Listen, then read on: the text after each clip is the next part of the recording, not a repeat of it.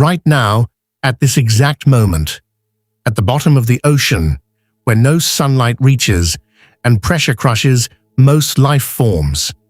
There's a silent war happening. Countries aren't fighting with weapons or soldiers. They're fighting for potato-sized rocks worth trillions of dollars.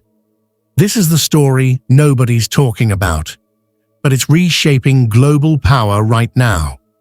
The discovery nobody knew about imagined potato-sized nodules, actual potatoes, sitting on the ocean floor 4,000 meters deep, packed with something every single modern device on Earth absolutely needs: nickel, cobalt, copper, rare earth elements, not fantasy, not science fiction, real, verified.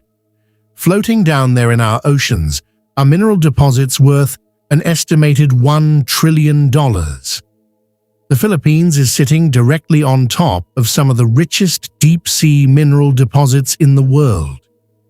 The Philippine Rise, a vast underwater plateau in their exclusive economic zone, contains massive quantities of these minerals.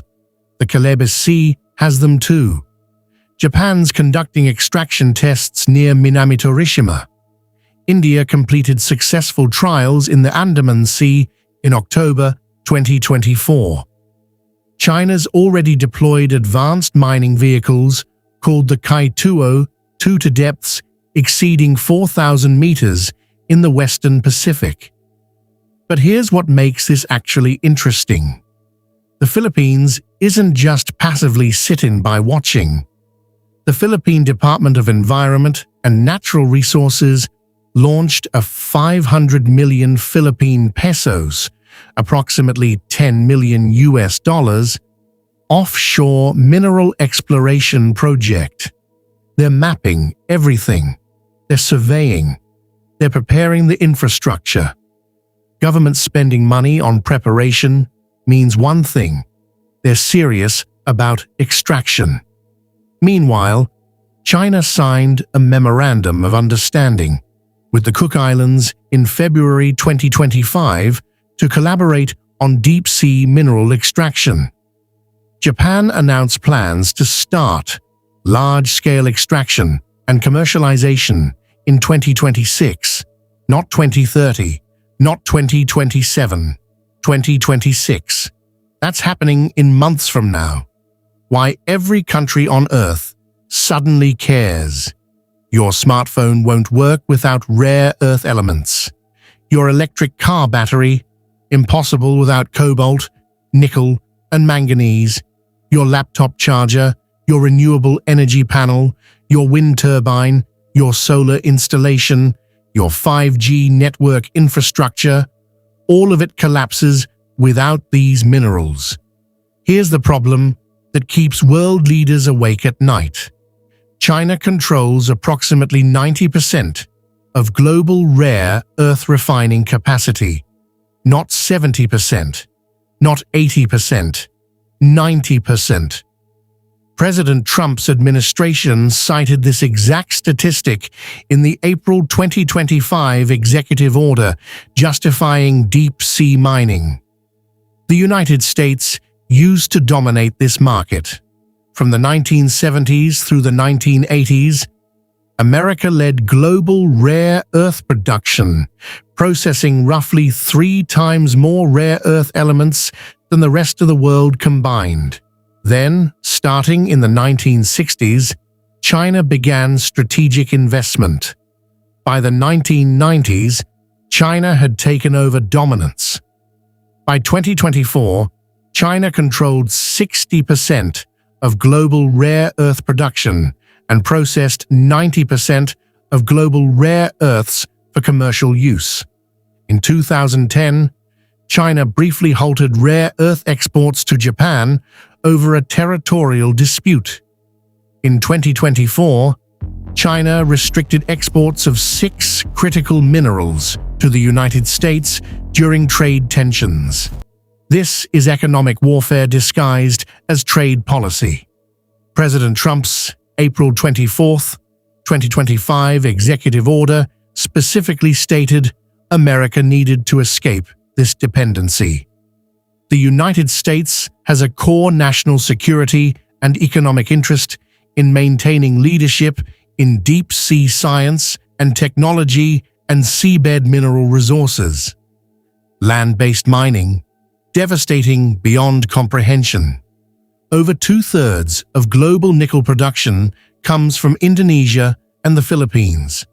According to the World Resources Institute, from 2001 to 2020, roughly 1.4 million hectares of trees were cut for mining and related activities in these regions, an area larger than the Philippine islands of Negros or Palawan. That's gone. Forests destroyed.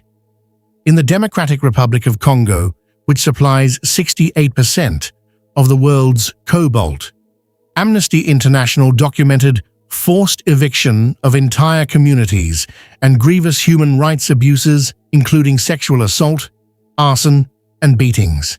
The DRC has child labor in cobalt mines.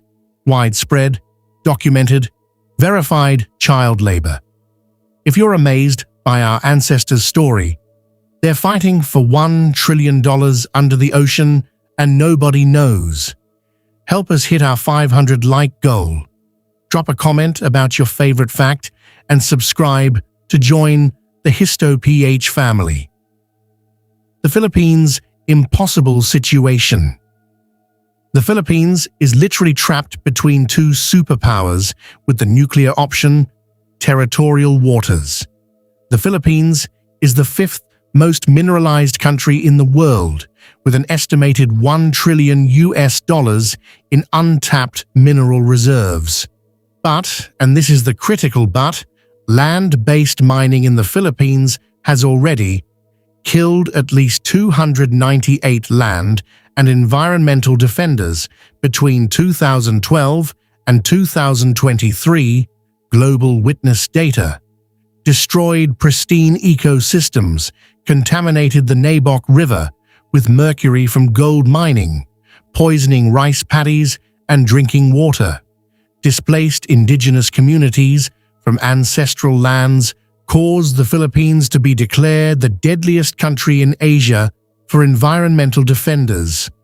Global Witness reported, between 2012 and 2023, at least 298 land and environmental defenders were killed in the country, more than any other country in Asia. In September 2024, Alberto Cuartero, an anti-mining activist in Carmen, Surigao del Sur, was shot and killed along with a friend by motorbike riders while out for drinks. His crime? Testifying in court against mining companies, opposing nickel mine expansion. In 2024, the Philippine government bowed to industry pressure and agreed to begin fast-tracking mining permits. Fast-tracking, reducing environmental reviews, cutting approval timelines. Deep-sea mining was sold as the solution. Less land destruction, cleaner extraction, massive wealth generation without destroying rainforests. But that solution is becoming a nightmare because nobody fully understands the consequences. The race, who's winning right now, April 24th, 2025, the moment everything changed. President Trump signed Executive Order 14,285, unleashing America's offshore critical minerals and resources. The order bypassed the United Nations. It bypassed the International Seabed Authority. It bypassed every international regulatory body designed to manage ocean resources. Trump stated, "The United States will advance U.S. leadership in seabed mineral development." The message was unmistakable. America is mining the ocean, with or without international permission. Days after the executive order, Canadian firm The Metals Company immediately applied for 2 exploration licenses in the Clarion-Clipperton Zone. the world's first commercial recovery permit in international waters. The Clarion-Clipperton Zone is a 1.7 million square mile area of ocean floor southeast of Hawaii. It's packed with polymetallic nodules containing nickel, cobalt, copper, and rare earth elements. When Trump's order was announced, the metals company's stock price jumped approximately 40% in a single day. China's countermove. Meanwhile, China was already 3 steps ahead. China has been systematically building relationships with island nations in strategic locations. February 15, 2025. China and the Cook Islands signed a memorandum of understanding to collaborate on deep-sea mineral research and extraction. June 2024. A Chinese research vessel called the Shangyang Hong 3 deployed the Kai-202 mining vehicle to collect polymetallic nodules at depths exceeding 4,000 meters in the Western Pacific Ocean. This was a collaboration between Shanghai Jiaotong University and China's State Oceanic Administration. The test was conducted in an area southeast of Taiwan, where Chinese and Philippine continental shelf claims overlap, deliberately in a disputed zone. China holds ISA, International Seabed Authority, mining permits in multiple zones through state-backed entities. It's positioning itself to dominate the industry through both legal channels, ISA permits, and developing advanced autonomous underwater vehicle technology with military applications. Japan's acceleration. In 2020, Japan conducted the first successful excavation of cobalt-rich seafloor within Japan's continental shelf off Minamitorishima.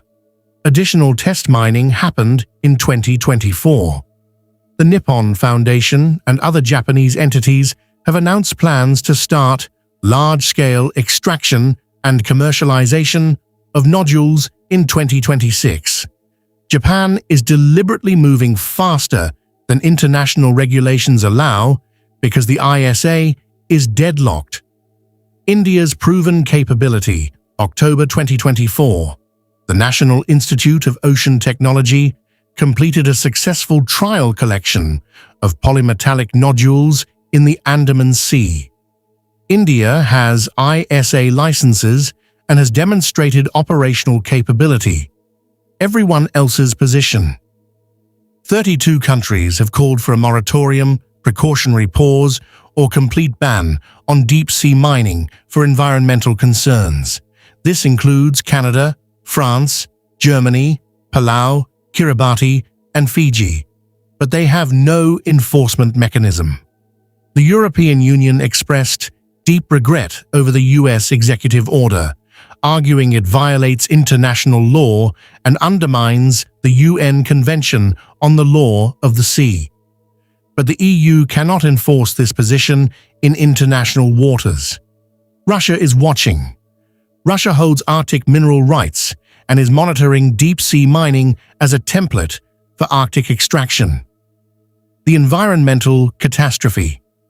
Nobody's discussing. Deep-sea mining isn't just mining. It's ecosystem destruction at depths where recovery is impossible on human timescales. These potato-sized nodules don't exist in isolation. They're foundational ecosystem features.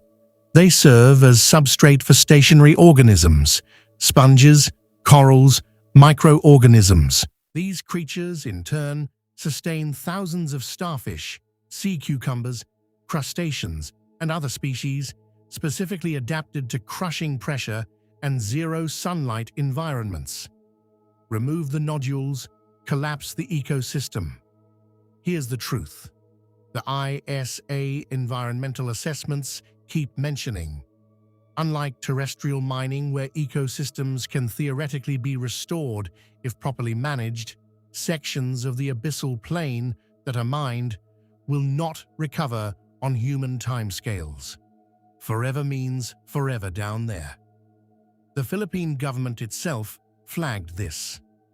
Environment Secretary Maria Antonia Yulo Loizaga stated at COP28 in Dubai, "We wish to note with concern the lack of knowledge we have of these environments and the consequence of their physical, chemical, and biological disruption."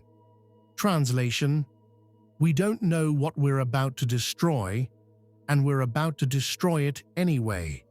Sediment disturbance from mining spreads through water columns. Local sediment plumes can affect water clarity, affecting photosynthesis in phytoplankton, the foundation of ocean food chains. Heavy machinery on the ocean floor creates vibrations. Extraction vehicles disturb undiscovered species. Scientists estimate that if all 22 licensed exploration areas go into full production with no new areas added, and 50% of licensed areas are mined due to sea slopes and protected areas, the impacted area would be approximately 825,500 square kilometers over 30 years.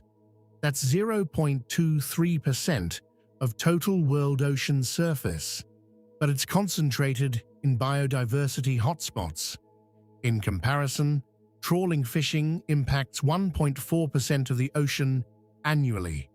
So while deep-sea mining's total footprint is smaller, it's happening in more fragile environments that cannot adapt.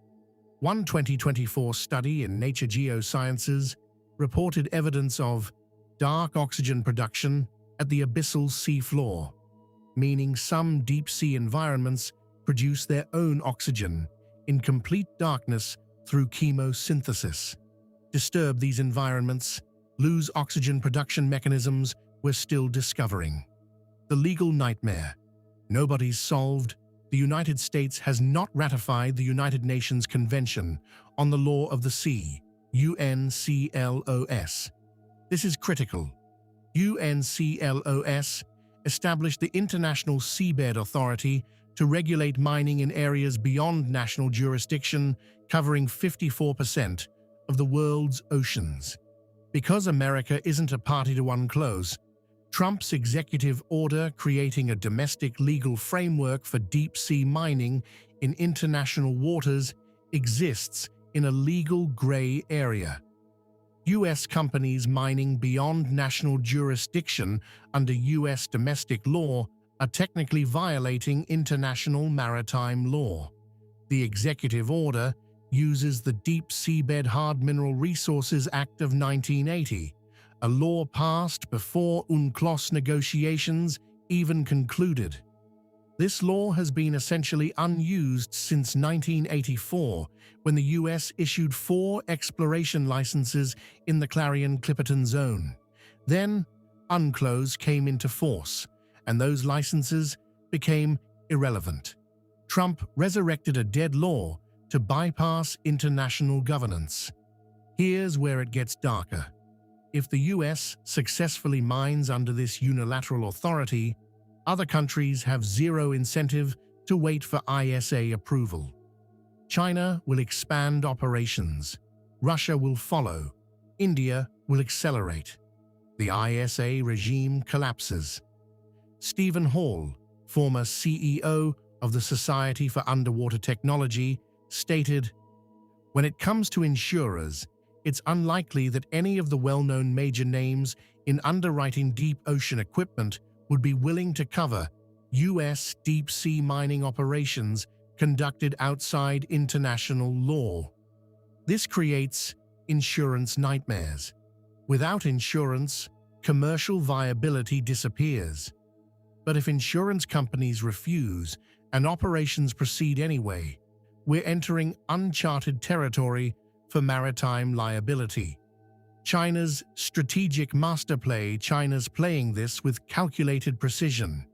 China is simultaneously maintaining ISA compliance, operating within international frameworks through licensed exploration areas while building technological capability, building alliances, signing MOUs with island nations, Cook Islands, for direct access to EEZ resources, developing dual-use technology, creating autonomous underwater vehicles with obvious military applications disguised as commercial mining tools, controlling refining, maintaining 90% global rare earth refining capacity, meaning even if other countries mine the minerals, China processes them, learning from US mistakes, watching Trump bypass international law to understand how to legitimize similar actions in Arctic regions and South China Sea.